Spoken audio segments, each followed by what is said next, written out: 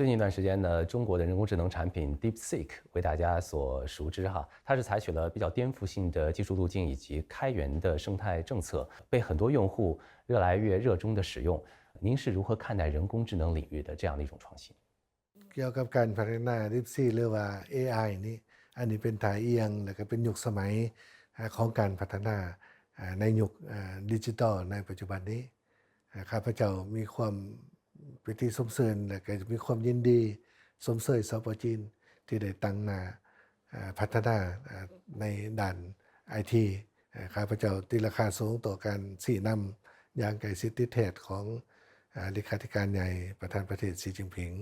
今年2月呢，中国东盟人工智能创新合作中心在万象落地了，这也是中国与东盟国家建立的首个人工智能合作创新平台啊。对于老挝与中国在人工智能方面的合作，您有什么样的期待？แต่ AI นี่จะ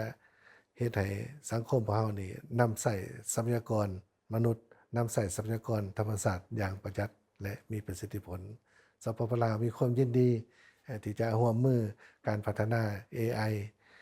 ภายใต้ประสบการณ์และบทเรียนของสปจีนเพื่อพัฒนาสปปลาวเพื่อให้ในยุคเศรษฐกิจดิจิทัลนี่แหละเพื่อให้มันทันยุคทันสมัยเพราะเขามีความสมันว่าภายใต้การร่วมมือ2ฝ่าย